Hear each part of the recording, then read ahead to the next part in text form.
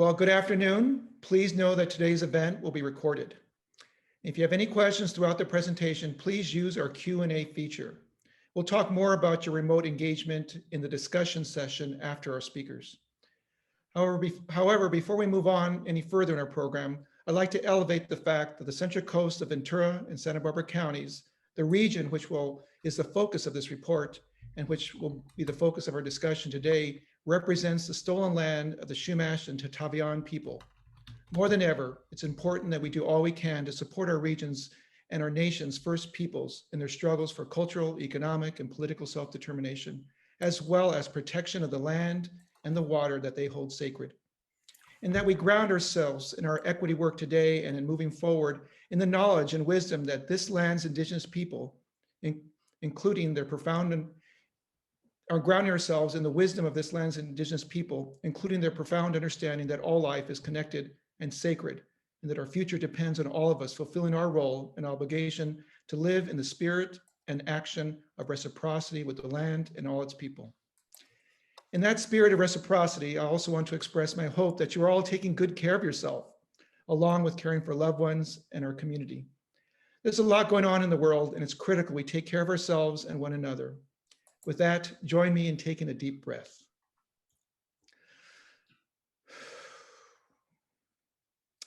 Thank you. On behalf of the Fund for Santa Barbara, the Blum Center on Poverty, Inequality, and Democracy, and the USC Equity Research Institute, welcome to the Central Coast Regional Equity Report briefing for policymakers in the philanthropic community. My name is Marcos Vargas, the Executive Director of the Fund for Santa Barbara. The fund is a BIPOC-led community foundation and regional intermediary. Our mission is to advance progressive change by strengthening movements for economic, environmental, political, racial, and social justice. And we undertake that mission through our 5 program strategies. 1, grant making. 2, capacity building. 3, support for coalitions and collaborations, including the use of the fund's trusted table. 4, our effort to build an effective and responsive philanthropic community. And 5, leadership development, which includes our Youth Making Change program. At this time, I'd like to recognize our hosts, Ventura County Supervisor Carmen Ramirez and Santa Barbara Supervisor Greg Hart. Both Greg and Carmen will be sharing a few words at the end of the convening. Thank you both for your leadership. I'd also like to recognize the co-hosts of today's briefing, the Santa Barbara Foundation, the Ventura County Community Foundation, and the Southern California grant makers. The Central Coast Regional Equity Report itself could not have been accomplished without the collaborative partnership between the USC Equity Research Institute, the Blum Center, the Fund for Santa Barbara, as well as the day-to-day work of an amazing 5-member core team, our 10-member steering committee, the leadership of our 26-member advisory committee, and over 130 people who participated in our 16 community consultations. And of course, the grant support of our 12 foundation partners. They are all listed in the report, as well as our dedicated website, and we thank them all deeply. Well, some of you have been aware for some time now of this report and its development as an ongoing initiative. Maybe you attended our launch last December. Many of you have already read the full report or the executive summary, or maybe you attended one of our other briefings and presentations over the last few months. Overall, I'm happy to say that we've received a great deal of interest in the report, including offers of collaboration in the dissemination of the report, ideas towards making it actionable, and offers of possible collaboration on follow-up policy reports. It's been very exciting.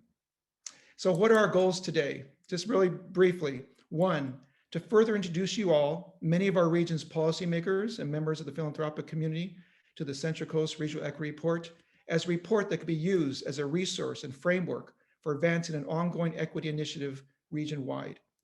I also want to add that while the current report focuses on Ventura and Santa Barbara counties, our hopes are to include San Luis Obispo County in our next report, which will also include 2020 census data. Second, our second goal is to begin and to foster a conversation around how our region's government, nonprofit, policy research, and philanthropic sectors can work collaboratively to address our region's growing racial, economic, environmental, and political inequities, and contribute to moving forward a Central Coast Regional Equity Initiative. 3, to provide a spark to our individual and collective imaginations for reimagination, innovation, and visioning towards creating an equitable, sustainable, and just Central Coast region. And lastly, our goal is to invite you all to join us in this exciting initiative.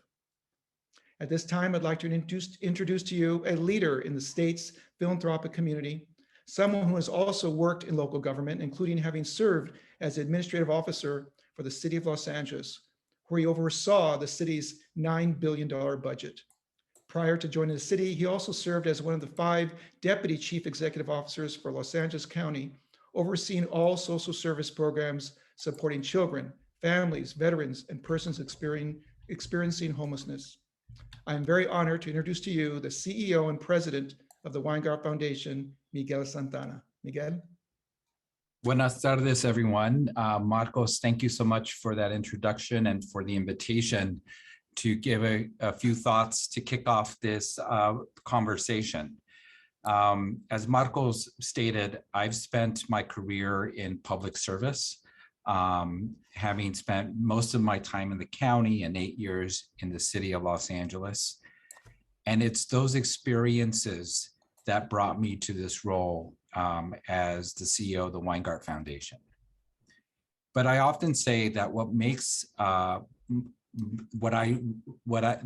resources that I rely on, or the experiences that I rely on the most for this role that I play, leading a foundation that is committed to racial justice, is my own life story. I grew up in Southeast LA County. My parents were undocumented through most of my childhood. 8 children lived in a 2-bedroom house with 1 restroom. I was the first in my family to go on to college and became a parent at 19. So for me, it's those experiences that are actually more powerful than my resume or, my degrees. It is my life experience that informs the work that I lead here at the foundation. And we're very proud as a foundation to support the work in the Central Coast, supporting a lot of the organizations that are fighting for equity and for justice in our community. I was excited about this opportunity because in many ways in Southern California and Los Angeles County, we've been on a similar journey. I got to work very closely with Manuel Pastor on the development of a report here in LA to focus on the inequities that were exposed during the pandemic, from education to healthcare, to employment, to access to the internet, to homelessness. The problems that we had prior to the pandemic were made worsened and now actually exposed to the degree that no one could deny them. And so we called our report No Going Back, because for us, the pandemic became the catalyst for reimagining a much more inclusive and justice-aligned Los Angeles. And so even though we released a report a few years ago, we continue on that work in strategic ways. And so I'm going to share a little bit about that experience so that with the hope that it actually informs how you move forward. The first is that we really focused on the systemic. There are so many wonderful interventions and programs and initiatives that are dealing with the racial inequities that exist in our community. And certainly we want to feature them and strengthen them and give them greater voice and exposure. Our work has been focused on the things people don't talk about, which is the reasons why these efforts need to happen in the first place, whether it's the lack of accountability around homelessness or the lack of anyone in charge around providing equal access to broadband. Our goal has been to raise the harder questions around inequities, things that can't be solved by one-offs or special initiatives, but really require a dismantling of existing systems and a reimagining and a recreating them so that they are much more equitable in their response. We've also focused our work around setting outcomes and knowing that we're in it for the long term and aren't expecting to receive immediate results. These things didn't just happen overnight. They were created over decades. They're grounded. Many of these issues are grounded in racist policies that were adopted long before any of us were here. So we have to approach this work with the same level of intentionality to dismantle them for the long term. And the question that we ask ourselves, what can we do, this generation do, to improve outcomes for the future on the issues that we all care about? And the last thing I'll share is kind of where I started. It's important that we all connect to this work and see how it aligns with our own personal mission and our own life's purpose. And so for me, I feel very privileged to be in a role where not only do we get to support initiatives that are tackling these issues throughout Southern California, but we also get to use our own voice as civic leaders to bring attention to the inequities that exist. Sometimes that makes people uncomfortable. Sometimes our friends are wanting us to, keep a lid on exposing certain issues. And sometimes it could feel very lonely. But what I encourage you as you proceed in this work is to be inspired by your own narrative and the narrative of the millions of people that we're here to serve. I hope you have a wonderful discussion, and we're really excited to see the next phase of your shared work. Thank you again for this opportunity. Well, thank you so much, Miguel, and thank you for your support of this initiative and your work and throughout the region and your leadership statewide. With that, next I'd like to introduce to you someone who, for many of us, needs no introduction. Dr. Manuel Pastor is a professor of sociology and American studies and ethnicity at the University of Southern California, where he also serves as the founding director of the USC Equity Research Institute, a key institutional research partner in this report. While based in LA, Manuel isn't new to our region, having participated in numerous community and regional public policy convenings, where he has shared his incredible insight, drawing from his tremendous body of equity-centered research and publications. Certainly too many for me to list today, so I won't even try. Although my personal favorite, is the book State of Resistance, What California's Dizzying Descent and Remarkable Resurgence Means to America's Future. It was published in 2018, but you can still get copies, I'm sure, on Amazon or your local bookstore, along with as many other publications. I also urge you to check out ERI's website, where you can access a multitude of incredible policy reports. It's with great pleasure that I introduce to you Dr. Manuel Pastor. Manuel. Thank you. Thank you for the kind introduction and the book plug, Marcos. And apologies to the audience for being dressed only in my best t-shirt. I happen to be in a place where there's no air conditioning, and it's quite a hot day here in California. I'm going to take my few minutes to talk about three things. Why center equity in your programming and policy? Two, what are the equity profiles, of which this is one? And three, what's so special about this particular equity profile? So first, why center equity? Well, as Miguel Santana said, the COVID crisis really was the disease that revealed our illnesses as a society. The underlying racial wealth gap, differences in terms of immigration status and access to help, the digital divide, and so much more. So we can't turn away. Just like there's no going back, there's no turning away from what we've seen. But the idea of centering equity is part of a much longer set of realizations that's going on.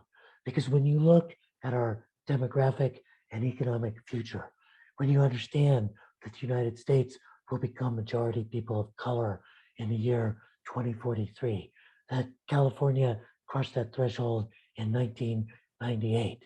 You begin to realize that unless we address racial inequity, we are hobbling our economy going forward with this level of inequality. And you also begin to realize even more broadly that when we've got this level of inequality with all the social tensions that it produces, the homelessness, the over incarceration, the lack of decent public education, we are wrecking the productivity of our economy for the future. So, one thing I hope you take away from this report and from this few minutes is that equity, fairness, inclusion are often counterposed as though they might be at the costs of efficiency and prosperity. But that's not true. Unless we address the underlying inequality in our economy, we're not going to have an economy that can be productive in our future. And so, those of you who've long lifted the banner of equity as a moral issue, keep on doing that. But remember that it's an economic issue as well. So, how do we get at the question of equity? One tool are these equity profiles. And we've been doing these equity profiles with Policy for about the last 12 years. They're connected to our overall national tool, the National Equity Atlas, which is a website where you can get data on disaggregated by race, gender, nativity, and so much else for the top 150 metro regions in the United States, the biggest 100 cities, all 50 states plus DC. So accompanying this National Equity Atlas, we do deep dives into regions ranging from Detroit to Biloxi to Long Beach. And these deep dives are what we call equity profiles. And the equity profiles are something similar to what you see for the Central Coast. But I want you to realize something about these. They are part of a bigger process that's about data, that's about deliberation, that's about destiny. The equity profiles are a tool, data, but unless they're put into deliberation, into bringing together people from different sectors to talk about the destiny of a region and understand why addressing inequality is so central to having a sustainable destiny going forward, they're not going to be successful. So please understand that these equity profiles are a tool, that the challenge to you is to create the kind of cross-sector conversations that can actually make change happen. And that's what I think the Fund for Santa Barbara is calling you to do. Finally, there's one of my favorite holidays, which comes from a different faith tradition than my own, is Passover. And one of the reasons why is that Passover is a story of liberation, but also because Passover has that great question that's asked during the evening: why is this night different than any other night? And one of my questions when we do one of these equity profiles is, why is this equity profile different than any other equity profile? And I think there are three reasons.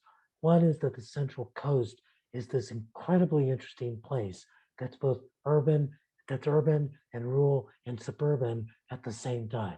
So it's really bringing together many different geographies. Second, it's a place where there's a sort of seamless interconnection between philanthropy, movement organizations, and people in the public sector. And so there's a ready audience that really wants to take action. And it's also one of my favorite equity profiles because it involved a deep partnership with a local academic institution, the Plum Center at UC Santa Barbara. And what it means is that it's not USC Equity Research Institute helicoptering in with a bunch of data, trying to jumpstart a conversation, but working deeply with partners who know the local story, who know the local actors, and are going to be able to carry this going forward so that it's not just an ERI production or a policy link production, but that it becomes locally owned, locally controlled, and becomes the platform for meaningful social change.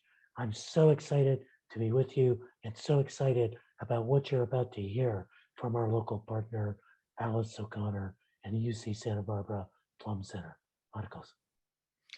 Well, thank you so much, Manuel. So happy to be partnering with you on this important effort. Our next presenter, as you just heard, is Dr. Alice O'Connor. She's the principal author of the Central Coast Regional Equity Report and the director of the Blum Center on Poverty, Inequality, and Democracy. Dr. O'Connor is a professor of history at the University of California, Santa Barbara, where she teaches and writes about poverty and wealth, social and urban policy, the politics of knowledge, and the history of organized philanthropy. She's also an amazing educator. You just have to ask all her many admiring students. So Alice, take it away. Okay, thanks so much. And I should have some slides coming up. Okay, fantastic. Thank you so much, Peyton. Well, let me, first of all, thanks to everyone, and thanks so much, Manuel, for that really gracious introduction. And a special note of thanks to Greg and Carmen for helping to make this gathering possible. I, of course, want to echo everything we heard from Miguel and Manuel, especially about the importance of centering equity, and also as you can see here, highlighting the collaborative nature of this study, not just between the Fund for Santa Barbara, the Blum Center, and the Equity Research Institute, but also among so many community partners, funders, and supporters who for a really long time have in various ways been coming together around the need to address and understand the inequities that have for too long been shaping economic and social life in the region. So I do want to underscore, and you can advance the slide. I don't have control of the slide, so Peyton is I'll be telling Peyton to advance to the next slide as we go along. I do want to underscore kind of what Manuel was just talking about. The study that I'll be highlighting here is not an end in itself. It's part of a broader and ongoing regional equity initiative. Next slide, please. It's informed by a collective commitment to generating data and knowledge that, again, as Manuel mentioned, they're vital for understanding how inequities are structured, but they are tools. They're tools for understanding what needs to change in policy and practice, and for empowering organizing for change. So we are really relying on everyone to come to the table around these questions. But I also want to highlight how important it is that the recognition of the importance of looking locally and regionally, looking at the local and the regional as a lens for understanding, definitely as a venue for meaningful action, but also as the space within which we can identify specific openings for change. We are talking about transformation here. We are talking about being in this for the long haul, but as a matter of going forward, we want to discuss collectively what are the openings that we have before us now to guide us on this journey towards systemic and transformative change. Next slide, please. So toward that end of both collaboration and systemic change, we've based our research in data from the US Census, drawn from the American Community Study, which enables us to document some important trends that are happening at the regional level. It's also based on California and regionally specific administrative data to help to flesh out what's happening on the ground. But especially important, and I really want to underscore here, this series of community consultations that we convened in the run-up to this study and have continued to convene to identify priority issues to address. What does the community want to know? What do they want to act on? What do they need to understand? What tools, how can they play a role in shaping the tools that we're hoping to provide? But also these consultations generated really, really important insights into the often unrecognized dimensions and consequences of inequality as it's actually experienced in everyday life. So next slide, please. On a final note, and in some ways this need not to be said, but I think we need to remind ourselves over and over again that we need to acknowledge that the issue of inequality and plans for this study were a long time in the making, but we actually conducted the research, and our conversation is currently being shaped by an extraordinary moment in our recent history that's marked by overlapping and enduring crises of the global pandemic, of state-sanctioned racial violence and the attendant protests against it, and climate change and climate injustice. Now, recognizing this, and this is something that our community consultations continuously brought to the fore, recognizing this extraordinary and challenging, if you will, moment we're in, we were vigorously urged by our community consultations to regard this moment of overlapping crisis as a moment of opportunity. As Miguel said, as a catalyst for transformative change. No going back, no turning away. All of those things make it important to keep the nature of this moment in front and center as we're doing this work. Now, specifically, there are three basic facts about inequality that this confluence of crisis has brought into sharp relief. And this, again, is something that was echoed over and over again in our community consultations. One is that inequality is intersectional and multi-layered in the way it cuts across and overlaps along the lines of class, race, gender, disability, citizenship status, but also the way it cuts across issue areas. That's a way of saying that it does not occur along the lines of the often siloed lines that we tend to use to organize our work, our research, our policy, and sometimes our organizing campaigns. So that figuring out how to work in a cross-cutting intersectional way is one of the challenges we want to acknowledge that we face. A second core insight is that inequality exacts, again, in some ways I feel I need not say it, but it's important to say it over and over again. Inequality exacts a very, very high price. Absolutely for disadvantaged individuals and groups, but also for the region in the form of diminished economic vitality, as Manuel was mentioning, but also it increases our vulnerability, our collective vulnerability to crises.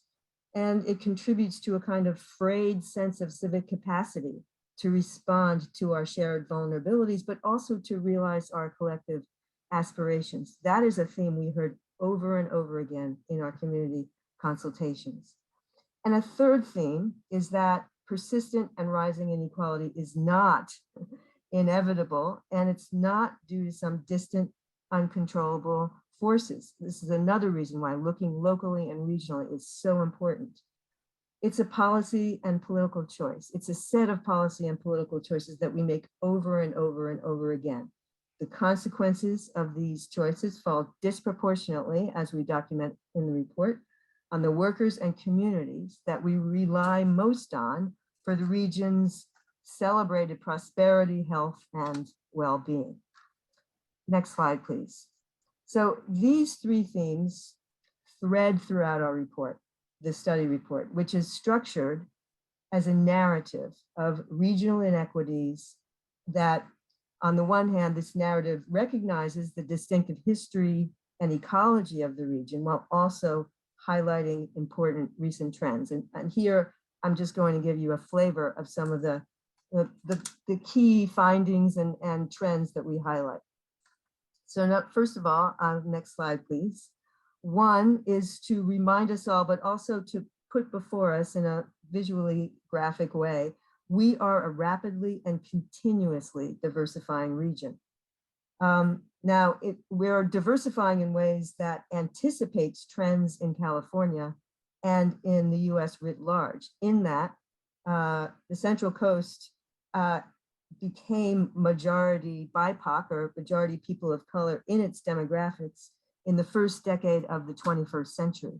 and is going to a trend that's, as we can see, has already and is projected to continue through coming decades. That is something that the rest of the nation and the rest of California is heading in that direction as well, but we're ahead of the curve, if you will, in that case.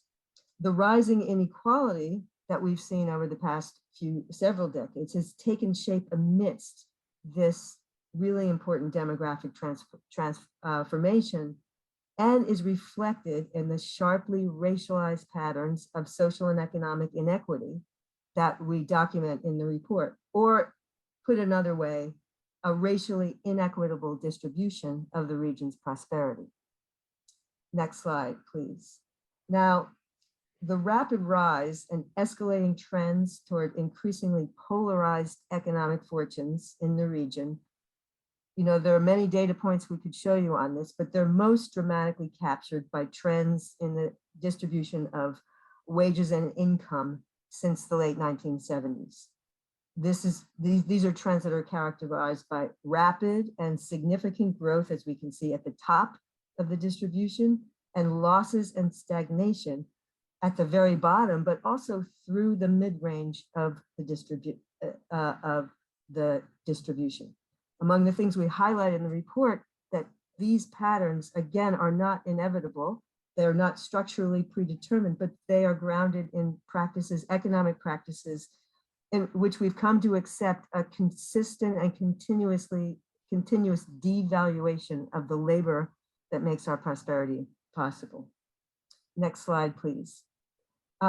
The escalating disparities in wages and income have been vastly exacerbated by the already historically out of reach, but recently dramatically out of sight cost of housing.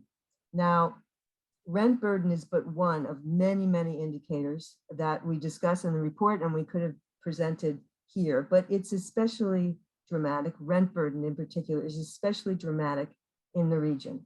Ventura County ranks as the 5th most rent burden, which means the percentage of households that pay more than 1/3 of their monthly income in rent. And I can tell you for sure that the number 1/3 is just, one of the indicators. We've got a number of people who are paying half and more than half of their monthly income in rent. So rent burden is especially dramatic in Ventura County, which ranks 5th, and Santa Barbara ranks 11th of the most rent burden metro areas in the United States. In fact, the cost of housing and the trends in wage and income distribution give our region, what I have to say is, the dubious distinction of being at the leading edge of inequality trends that have gripped the nation for decades and that are only growing worse, and that grew astronomically worse during the pandemic. Next slide, please. So these trends do play out along the lines of race, and I will add gender, though I don't have, again, we have plenty of data to show that in the report. Here, reflected in the distribution of households throughout the region living in economic hardship. Next slide. Nor can we attribute these racial and gender disparities to disparities in educational levels alone. As we see here, substantial gender and racial disparities persist at every level of educational attainment. Next slide. Now, as I noted earlier, these inequities exact a very high price, nowhere more starkly captured than in the disparate experiences of the COVID-19 pandemic. Next slide. Those disparities, as we see here, mapped onto are reflected disproportionately affected communities of color in terms of caseload. Next slide. But they also map onto the structural inequities that have been shaping the region for decades. And this is one of the big points we try to play up in the report. These things these structural inequities that have been widely recognized as social and economic determinants of health and health disparities.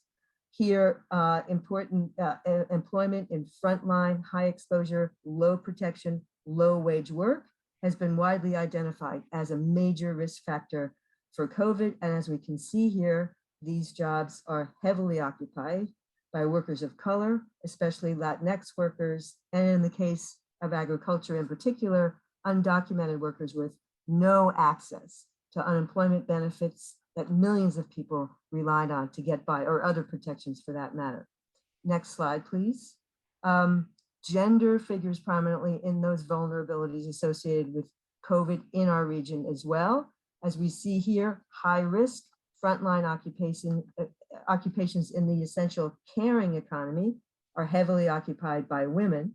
And at the same time, women, in addition to being exposed, they have also been disproportionately pushed out of the labor force, in part due to expanded demands in the unpaid care economy due to the pandemic. Next slide, please.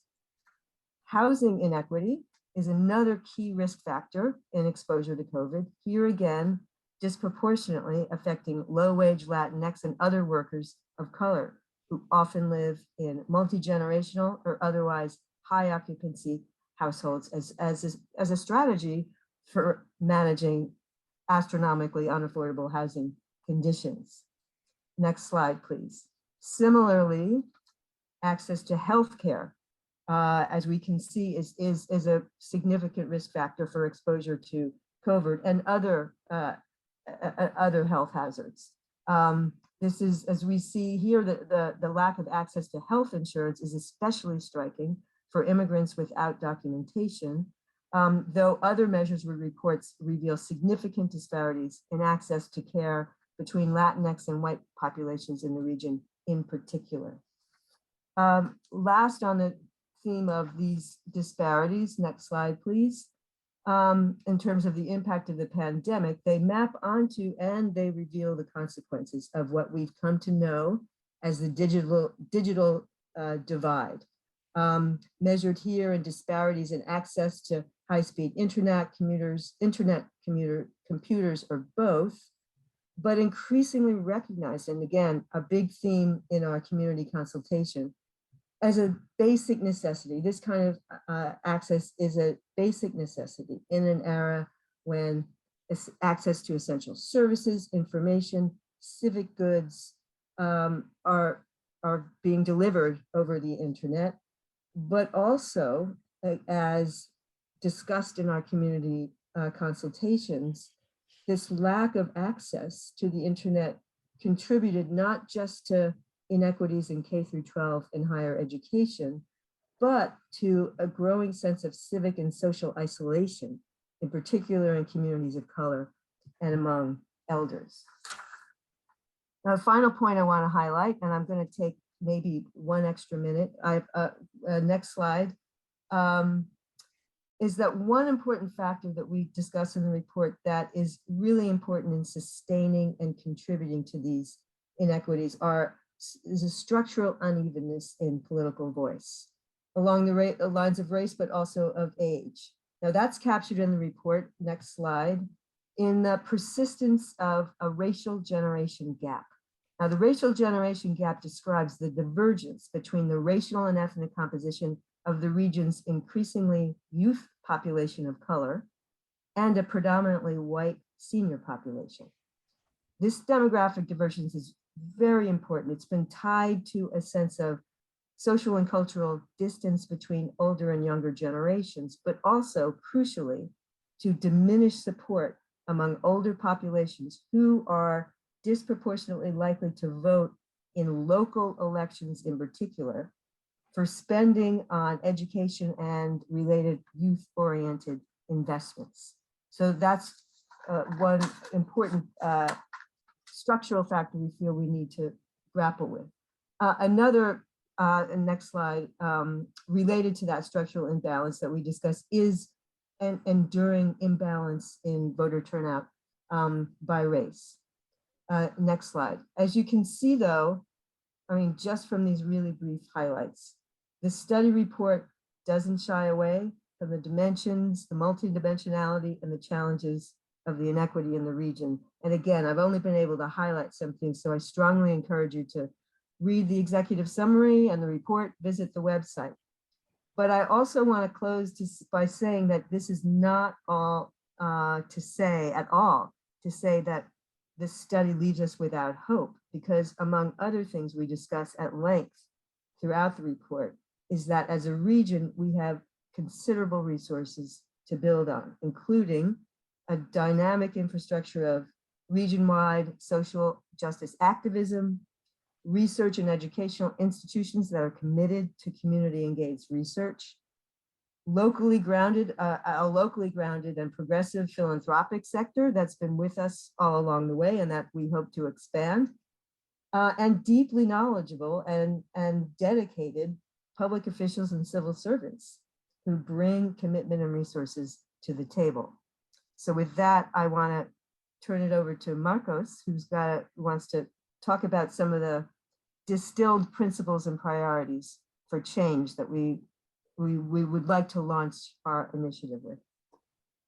Well, thank you so much, Alice. And again, as Alice said, I urge you to read the full report, at minimum, the executive summary. And there's also we recorded the launch on December 7th. It's on YouTube, has much more in-depth presentation. But thank you, Alice, so much for that presentation and just really distilling some of the key points in the report.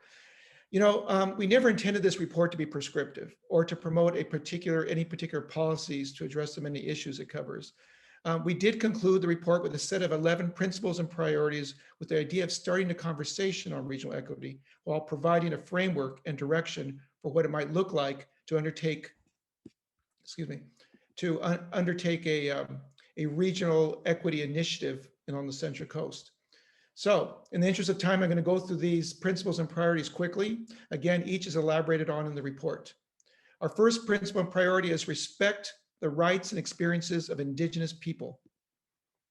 In this priority, we honor the knowledge, cultural traditions, and resilience that has sustained the region's first people, the Chumash and Tatavian people, supporting their ongoing struggle for self-determination, while also drawing from their native knowledge and worldview in our shared stewardship of the land and interconnection of all life. Number two, center equity and justice as foundational economic values. In this principle, we center equity as a sign of economic strength, where we embrace goals such as closing the racial and gender wage gaps as a benchmark for economic success. Three, invest in inclusive, universally accessible infrastructure of opportunity and social provision. This basic principle is that on the Central Coast, we all have the right to such social goods as affordable healthcare, housing, and quality education, and that they must be made accessible to all, regardless of income, ability, language, citizenship, or immigration status. Number four, as we all know, the transformation to a more just and equitable region requires systemic change. And therefore, this effort must be informed by racial and intersectional justice that cuts across the multiple issue areas, as Dr. O'Connor has mentioned. Number five, recognize, respect, and protect immigrant rights, civic integration, and political voice. As the report clearly points out, immigrants are essential, critical part of our Central Coast region, and of course, again, essential to our regional economy. Local governments must be more aware, responsive, and accountable to immigrant communities. Philanthropy could also do so much better to promote and support efforts for immigrant integration through grassroots organizing, naturalization drives, and voter registration campaigns. Number six, protect tenants, preserve communities, and make housing affordable for all. What more can we say? We're all very much aware of the region's housing crisis. While all these issues discussed in this report are important, housing sits at the intersection of so much inequality in our region, and this is why we decided to elevate it. Seven, be a leader in environmental and climate justice. Here we have a chance to live up to our reputation as the home of the modern environmental movement by showing the rest of the country a path towards a more sustainable and just environment. Towards this, we have a long history of environmental activism to draw from, including more recent successful environmental justice campaigns against fossil fuel power plants, the creation of a liquefied natural gas terminal off our coast, and the use of hazardous pesticides on commercial farms. Number eight, bridge the digital divide for underserved communities. As Alice said, as the pandemic has clearly shown us, full and unencumbered digital access is now a basic necessity for full participation in economic, social, political, and civic life. In the report, we highlight that Latinx and Black communities are the least digitally connected, something that has only been exacerbated during the pandemic as children struggle to attend school remotely and folks try to get appointments for COVID tests and vaccinations. Number 9, create platforms for collaborative community engaged equity research. As you're hearing today, the report touches on a wide range of issues using the model of community engaged research. However, as an ongoing multi-year initiative, this is only the beginning. A much deeper dive is needed on important issues such as K-12 education and criminal justice reform, among others. Towards these ends, region-wide active collaboration will be needed from the universities, community colleges, philanthropic organizations, and community-based groups. Number 10, build from our victories. And there are many important victories in our region to learn from. Some of us remember the victories from the living wage movement in Ventura and Santa Barbara counties in the 1990s, victories that laid the groundwork for numerous other successful campaigns over the years, including several environmental justice wins, as well as more recent victories during the pandemic for increased funding for tenant protections, services for the unhoused, and the expansion of state financial assistance to immigrant families severely impacted by COVID. The last one, number 11, open avenues to participatory democracy. This principle and priority centers around the important need to have diverse voices at the table. Change happens when communities are engaged, including actively participating in the electoral process.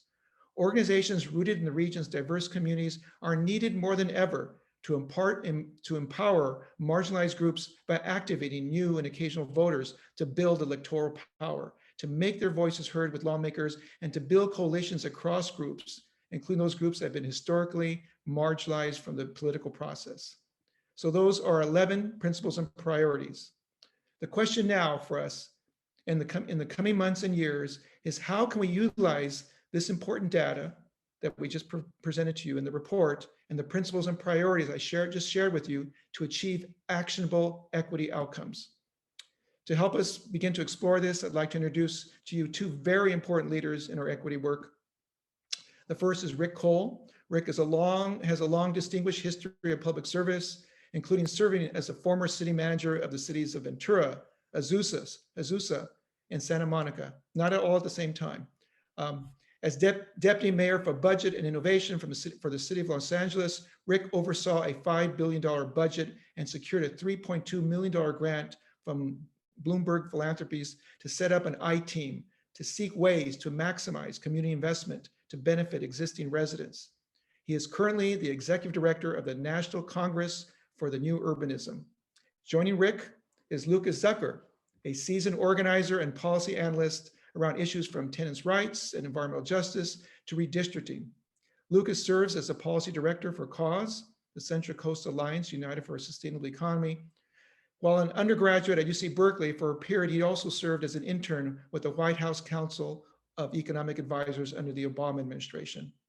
Rick and Lucas will share their thoughts on the report and what it will take to make it actionable. We'll start with Rick, and remember you have 6 to 7 minutes. So Rick, why don't you go ahead and start? Thank you, Marcos.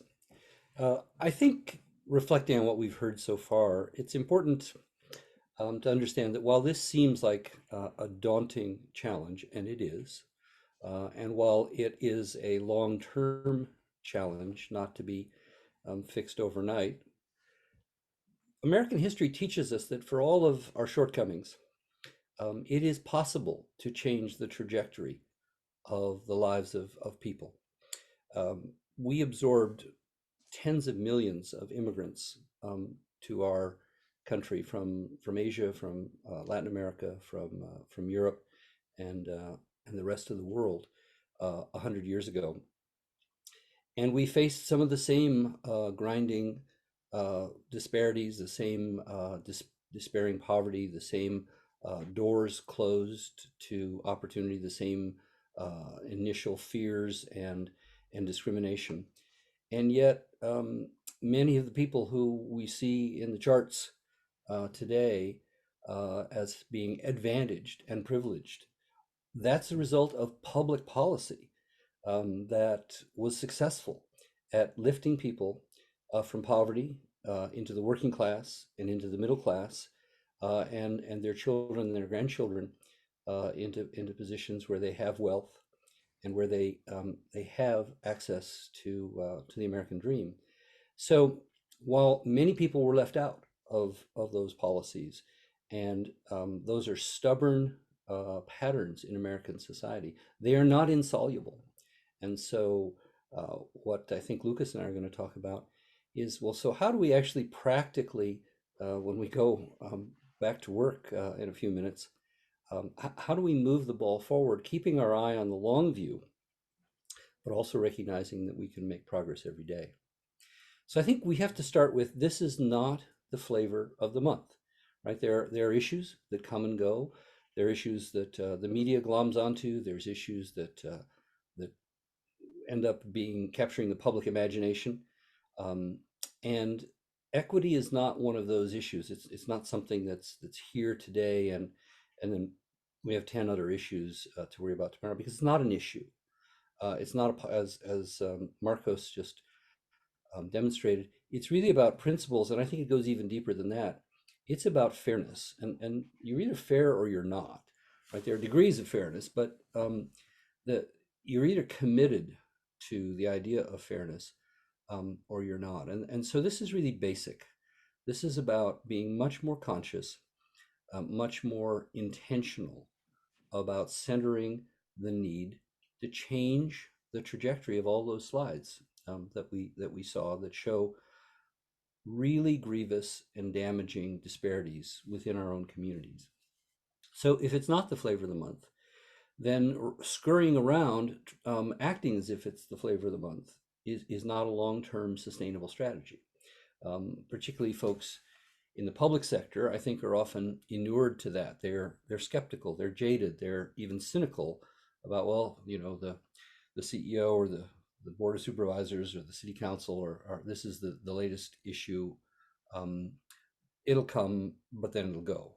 This is a generational issue. It's about transforming American society as it's been transformed before, to open the gates of opportunity for millions of people through their own hard work, but also through intentional public policy and decisions that get made every single day at the counter, where services are doled out, in our ordinances and how we enforce them, and within our own organizations, public, private, and nonprofit. And one of the key things is this is not a program that you can assign to a chief equity officer. There's nothing wrong with having a chief equity officer who makes sure that there's a voice at the table in all decision making, particularly early on when that's not been institutionalized. But it's not the job of one person to create equity. It's the job of everybody. It has to be in the DNA of the organization. That means the public works department. That means the marketing department in the private sector. That means the folks in engineering, not just police and fire and planning. It means everybody is paying attention to that, not just about results out there in the world, but also about how those results are produced within our public and private institutions. We all are familiar with the idea of thinking globally and acting locally. These are not trends that are limited to the Central Coast. And yet, here in the Central Coast, we can make a difference. This problem is too big to assume that Washington is going to solve it, or Sacramento is going to solve it.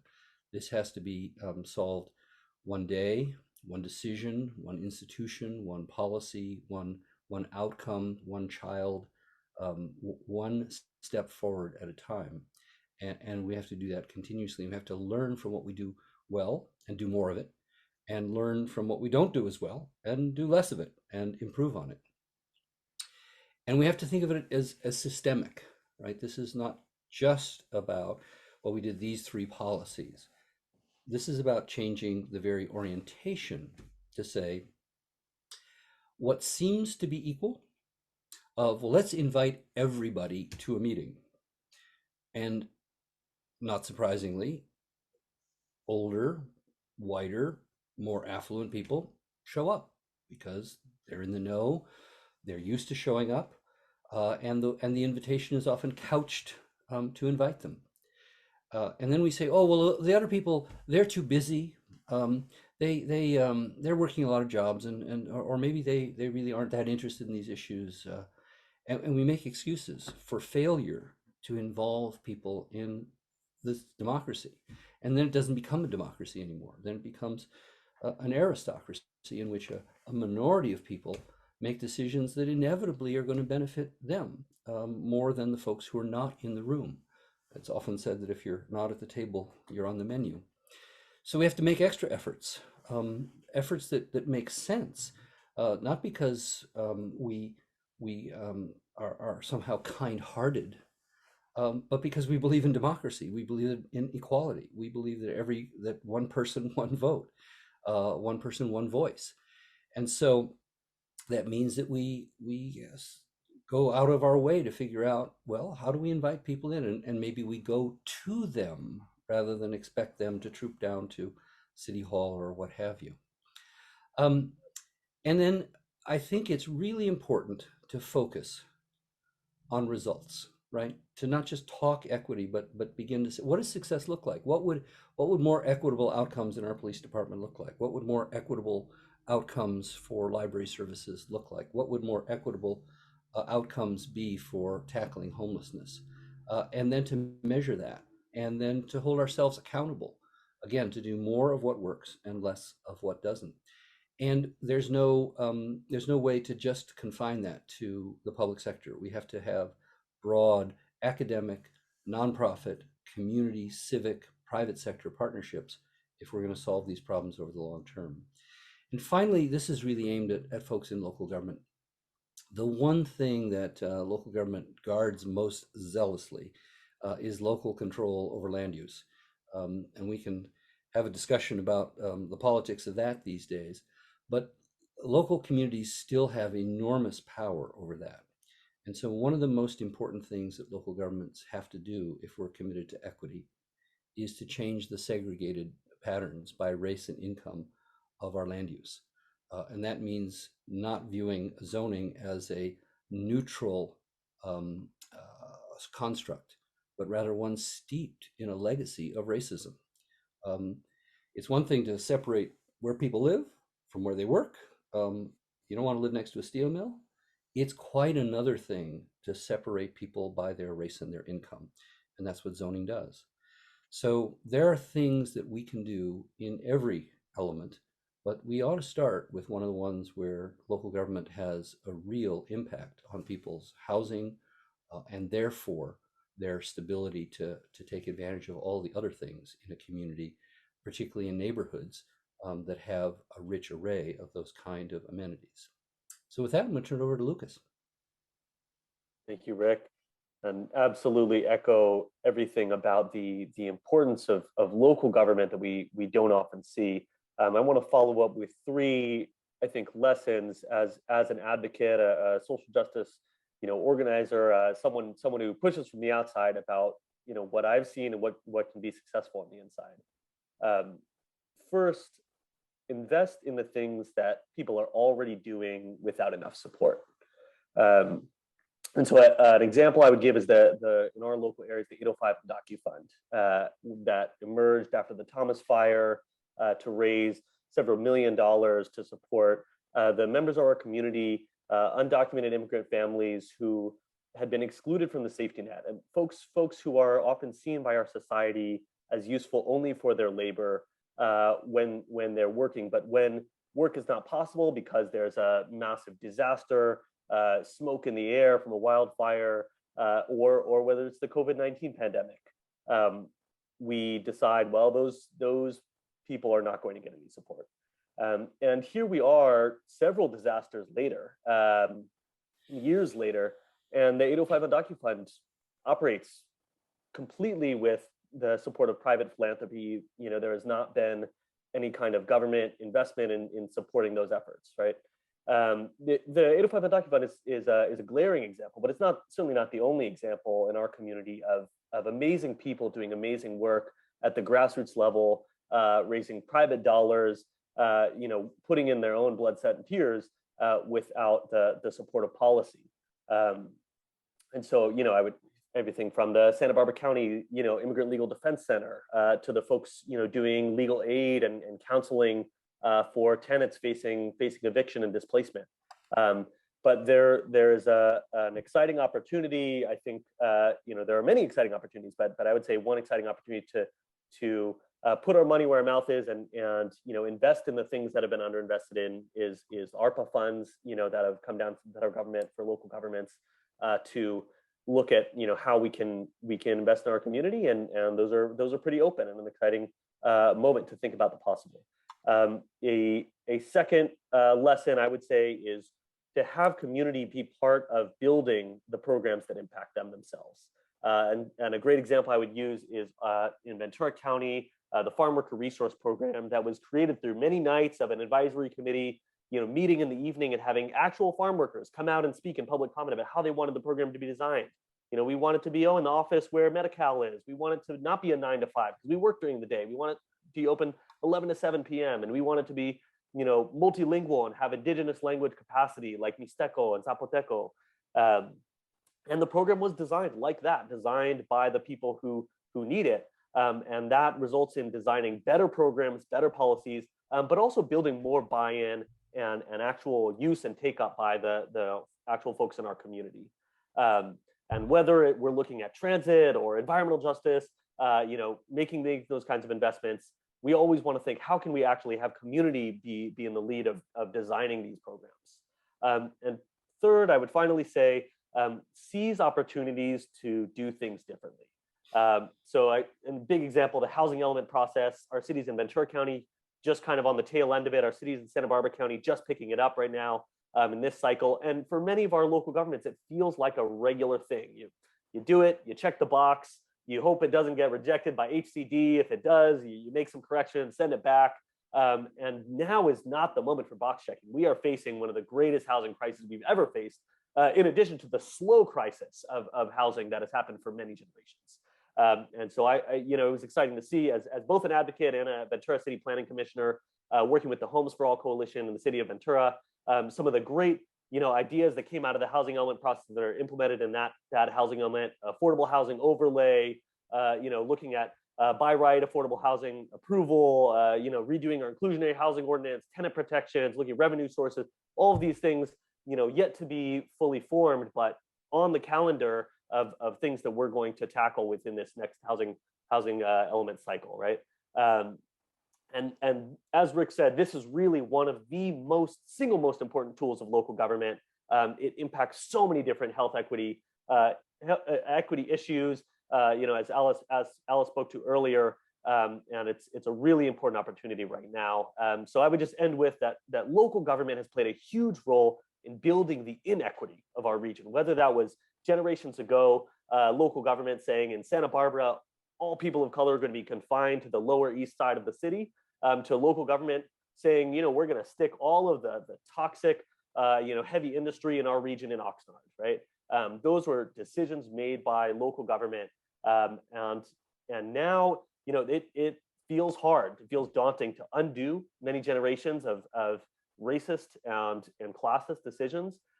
But it's at the local level that we made many of these choices, and it's at the local level that we're going to undo them, build a different future. Well, thank you so much, Rick and Lucas. We are so fortunate to have such leaders in our community. At this time, we want to hear from you, our public servants, our philanthropic leaders. I know there's a lot of us here today and we only have a few minutes, but we want you to add your voice to the conversation. This is, as been mentioned, this is not a one-time shot. This is not a short-term project. This is a long-term initiative.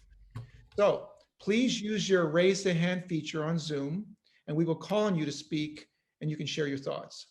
We would love to hear from all of you directly. Also feel free to place your comments in the chat, which has now been open. So here are the questions for you. Can we put that slide up?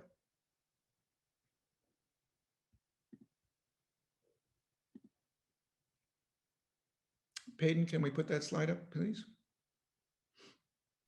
Well, I'll just start It should be up. Okay, I don't have it up. Okay, first of all, number one, what would it take to make this framework something that is embraced at the institutional and cultural level? Two, what opportunities do you see now or in the next few years around equity and addressing issues of equity? How do we make these opportunities for transformative change? And lastly, what's one thing you could commit to? Again, this is, feel free to be aspirational. Remember, this type of undertaking will require all of us to be visionaries and to think outside the box.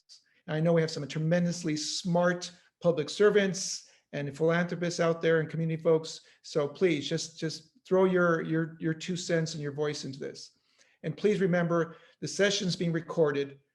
So I hope you're okay with that. And if you're not, you may not want to participate in this part. So go ahead, let's open this up. And Kathleen, you will respond to folks. At this moment, I can't see people that are raising their hands. Yes, Lynn Edmonds, go ahead, please. I would like to thank everyone involved in this. This is wonderful. And I've been involved for many, many, many years, and I'm getting kind of tired because I'm getting very old. And this has given me a little push to keep moving on it. And the one thing I will commit to is working within Fillmore to access the best way that Latino individuals who primarily speak Spanish can become involved in the community. And I have the framework set up. I just haven't taken the energy to actually do it. And so I'm going to work on that one. Thank you. Thank you, Lynn. Next person, do we have a hand up? Yes, next up we have Anna DiStefano. Go ahead, please. I didn't realize I had raised my hand. I'm sorry, but I, of course, have something to say. I'm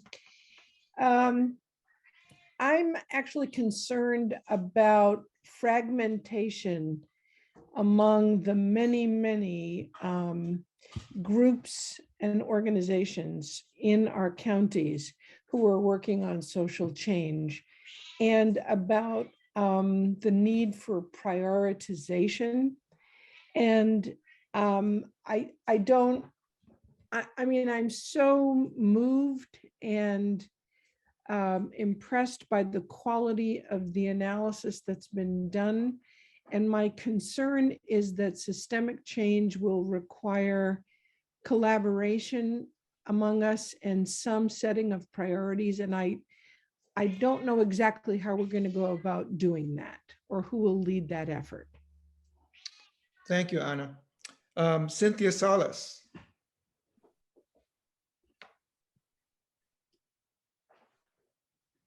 Hello, Cynthia.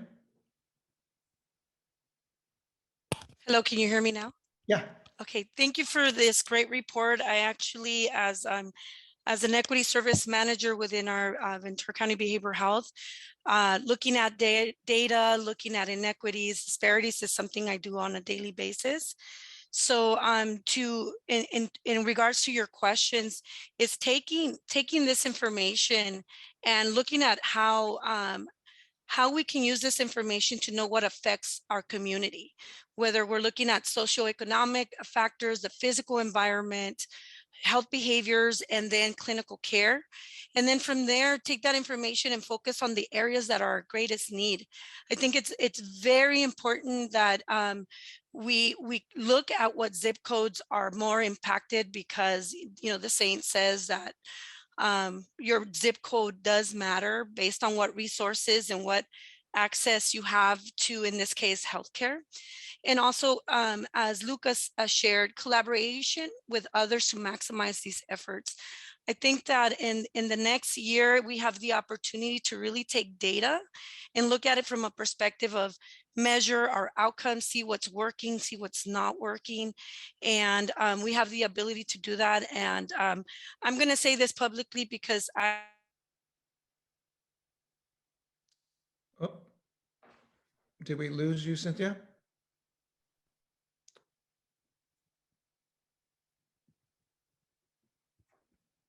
Can you hear me? Yeah, go ahead. Oh, I was going to say, I was going to end by saying that it starts from the top down, and I was going to publicly share that a lot of the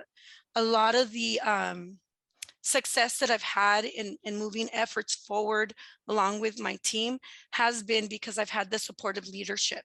A lot of the items that you touched on and bringing community to the table, having decisions made with the community at the forefront has been supported by leadership. And because of that, we've been able to move the ball forward. And it's going to continue to take that commitment.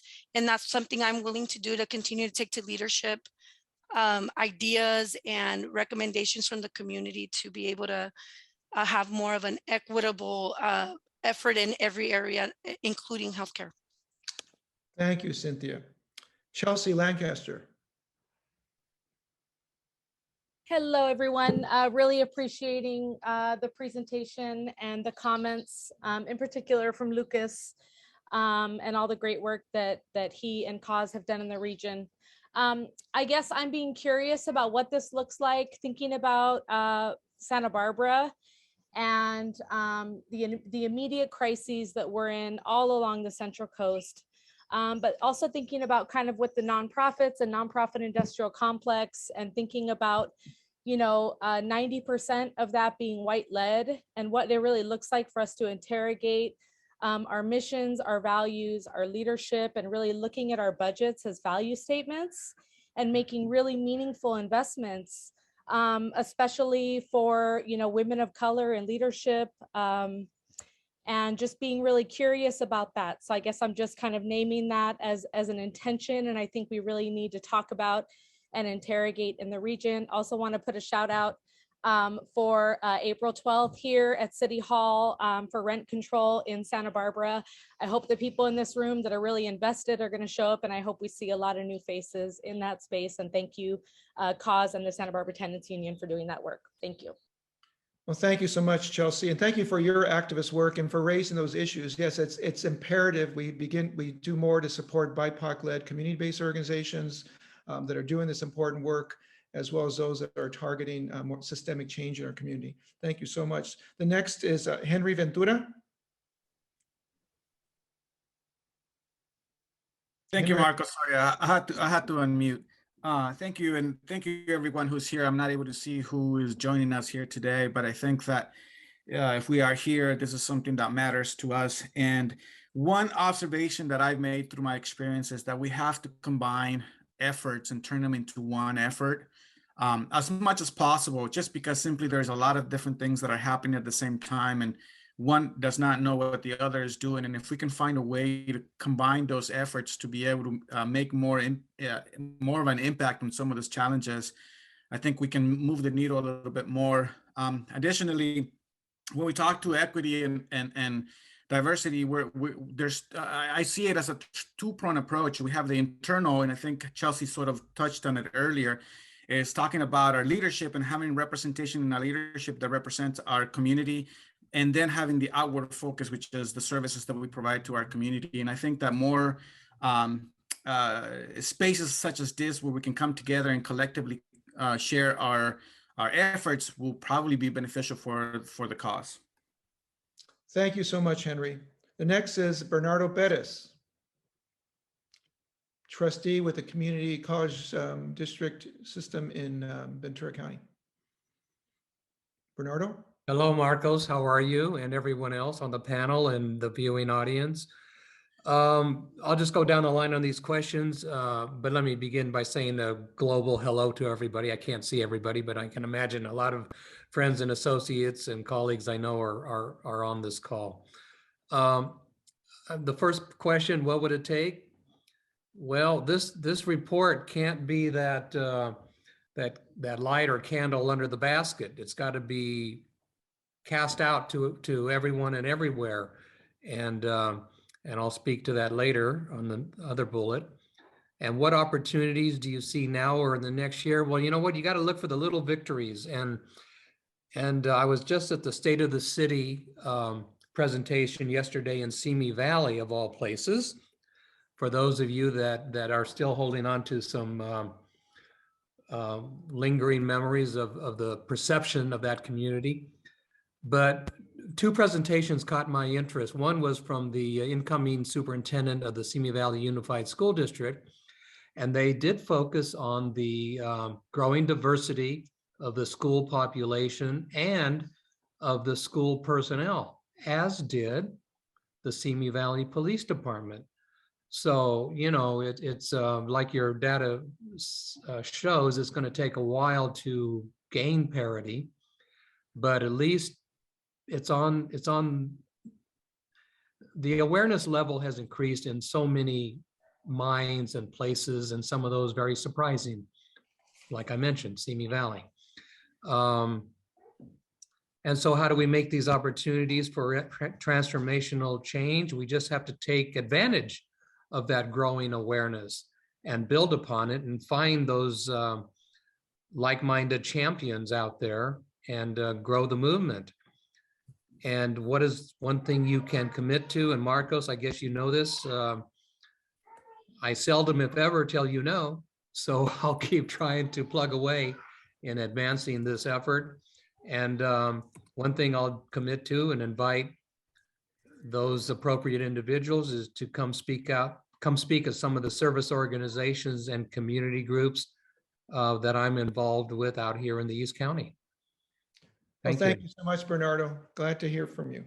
The next is Mona Miyasanto, CEO of the County of Santa Barbara. Hi, Marcos. Thank you for having me. And we invited all our department directors here. So we have many on the line watching this today.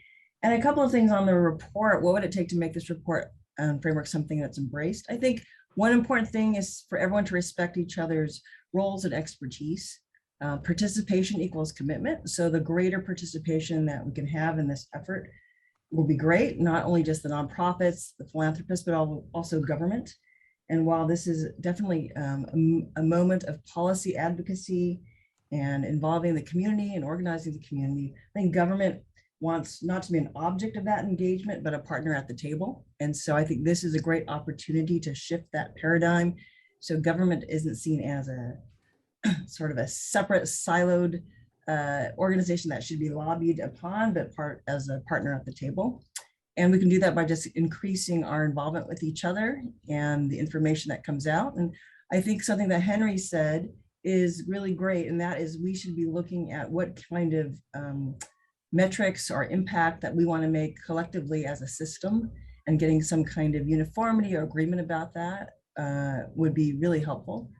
And I think I can commit to continuing this conversation of the report. I've already organized the city managers of our county and of SLO. We've had a regional DEI symposium last month, and we're continuing that work. And this is really great data, continue to share, but also involve them and hopefully involve our voices too, so that we can get the best data and information incorporated. Thank you. Well, thank you so much, Mona, and thank you for your leadership. And I'll publicly put this out there. We could definitely use the leadership of the CEOs of the two counties moving forward. There's a thought that we might pull together maybe a half-day session with policymakers to do a deeper dive in this work. So, but Mona, thank you so much for your leadership and your comments. The next is Van de Reynoso. Hi, everyone. Thank you, Marcos. I'm Vonto Reynoso. I'm the Public Health Director for Santa Barbara County. As some of the earlier speakers shared, this pandemic, the bright spot for me through this pandemic is the opportunity to build really strong partnerships with community advocates, community organizations, and community members to address health equity issues in particular. But in doing so, we've had to look at the social justice issues that's prevalent in our community that proves to be barriers to community members thriving. So this has been a great opportunity for us moving forward, we recently formed a health equity alliance with a very diverse and comprehensive group of community organizations. What we will be doing is looking at the data presented in your study and intersect that with some health data so that we can engage our community and in formulating policies that we can introduce to our elected officials. What I can commit to is utilizing the data that we have available to us and really tapping into additional health data so we can transform our community. I think the will is here, the data is now here, and as someone mentioned earlier, we do have the resources in our community to transform our community. Well, thank you so much, Mando. Really appreciate your comments. And you're absolutely right. We do have the capacity to move an initiative forward. It's going to take commitment and looking at the long haul and making some very, very measurable goals moving forward. With that, I'd like to ask Pin Aipanga with the County of Ventura County. Yes, I don't know if can you hear me? Yeah. Yes, great. Hi, good afternoon. Hi, I'm Pin Sapanya, the DEI officer for Ventura County. I just want to say thank you for organizing this event and sharing the data. Data is so important to our work. And I think I am, one of the things that since I've been here is wanting to gather this kind of data. And you just gave it to us in front of us here. And one of the things I do want to say is that I am committed, and the organization is committed as well, to bring this data forward, make this invisible, the inequities that it has been invisible, more visible to our organization, to our community. I think we have to continue to share the message that we do have inequities that exist in our community. And, we do have people who push back on that. I hope that this data will share that, take a look at the data. Here it is. People are going to say, no, it doesn't exist. So I am very excited about having this opportunity to share the data. The second thing I want to point out is that Ventura County, through the board, through our leadership team, and our Diversity, Equity, Inclusion Council, we're going to begin to develop our Racial Equity Action Plan. What is our vision for this work over the next 3-5 years? So we're committed to do that work, and we're going to be embarking on that work, and lots of partnerships and collaboration internally and externally. So I'm very excited what to come out of our work. Thank you. Thank you, Pin. Well, I'm excited to ask the next person to jump on board. It's the new acting CEO of the County of Ventura, and Dr. Savette Johnson. Thank you so much. Can you hear me? Yeah, absolutely. Okay, good afternoon. So first, I just want to lead with a heart of gratitude for the work that has been done in this space, in the convening of great minds to really paint a picture, I think, of what many of us have known for years, but has been crystallized because of the pandemic. And now we have information right at our fingertips, just like Ms. Sapanya was saying. And if I'm addressing the questions, I think one of the first things when I think about the report and some of the just really crystallized points is maybe for us creating an infographic that will really highlight a summary of some of the glaring statistics that we need to put out there that people need to see, they need to understand is real, and highlight why this work is so crucial and so important and why the time is now. We just can't continue to put this off. I think there are great opportunities in the next year as we talk about the racial equity plan that Ms. Sapanya is going to be launching very shortly here in Ventura County. And I think that's where we start with our transformational change. That's where we start with our culture change. We have a strategic plan and putting that in our strategic plan with real measurable objectives that as a county people are signing on to. I think that makes a huge difference. So something, I want to commit to is we formed our board of supervisors declared racism as a public health crisis in November of 2020. And because of that, there were different groups formed around public safety and around health equity. And I think bringing this data to them, bringing this report to them, and having meaningful conversations about how can we use this to move forward with the work that we're doing is going to be so very important. So thank you again for the opportunity and for all the work behind this report. Thank you, Dr. Johnson. We're running a little behind, so I'm hoping people will be willing to stay on board for just maybe a couple additional minutes. But the last person will be for this portion of the program is Cristina Villaseñor. Hi, yes, thank you. Can you hear me? Yeah.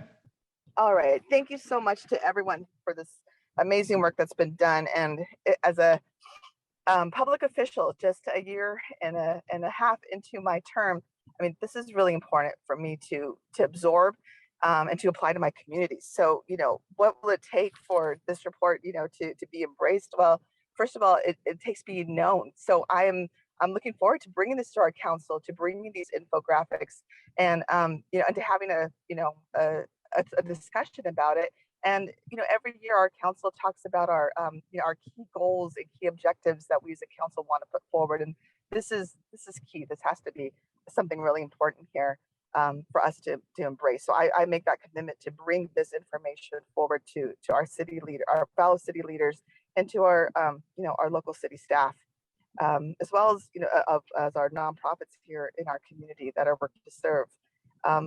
And in terms of the affordable housing crisis, I make a commitment to see how these policies such as ministerial and by right, and working with affordable housing developers, and also kind of bridging what may be, and I think what often may be that rocky road, especially going forward with these new policies that are that bring affordable housing into communities by right, with the city.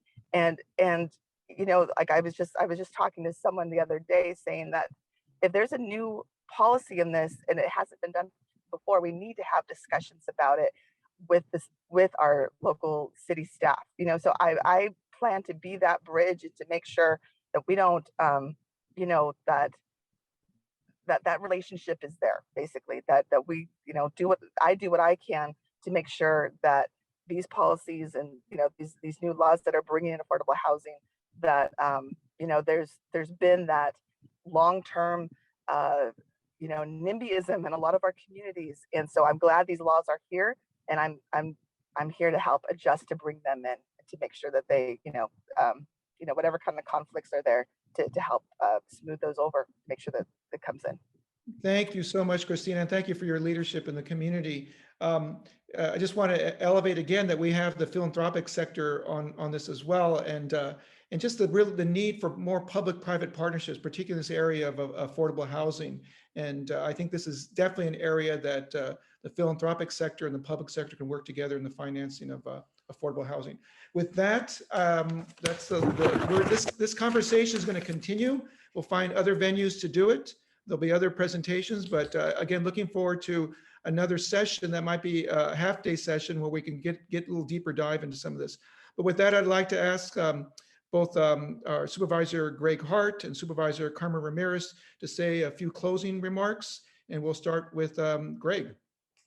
Well, I want to thank you, Marcus, and the Fund for Santa Barbara, and all of the many organizations and individuals who've worked together on this groundbreaking report and today's briefing. I'm personally very excited about the potential for this initiative to build the base needed to make lasting change. Addressing inequity in our region will require the collaboration and full commitment of all levels of government, community leaders, nonprofit organizations, and the philanthropic community. We need to work together with determination and focus and learn from each other's successes and failures. This conversation today is an excellent start to this important work, but as the report clearly shows, we have a lot of work to do. Each of the speakers today very eloquently presented the complexity and the deep roots that have created the inequities we see in our community.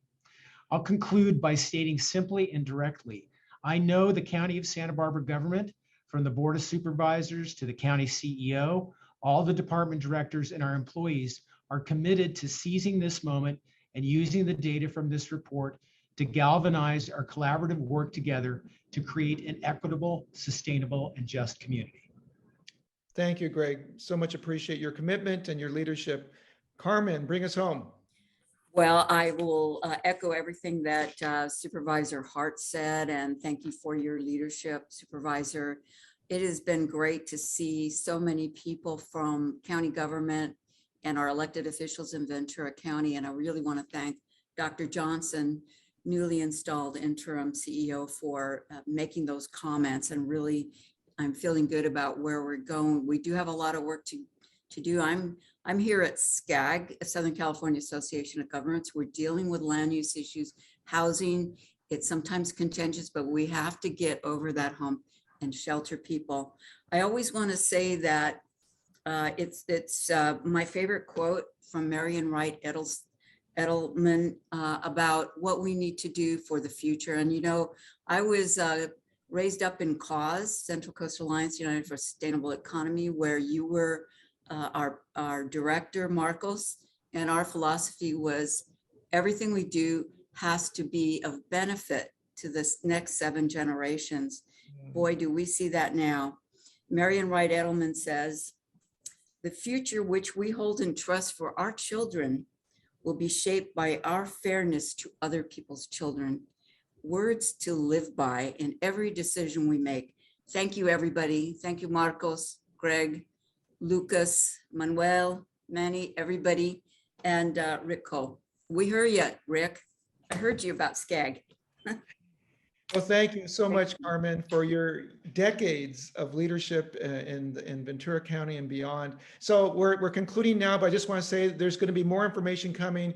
The Blum Center is hosting a series of housing forums on April 14th and April 28th. There's going to be one in mid-May. The Fund for Santa Barbara is going to have a Central Coast Regional Equity Initiative community engagement series this summer, beginning in May. And hopefully looking forward to that half-day policymakers convening. And there's just a number of things coming up in the next few months, and hope that you could all participate as much as you can. But thank you so much for coming together today, for making a commitment to positive change, to moving forward equity in our region. Again, there's more to come. Again, thank you all, and be well.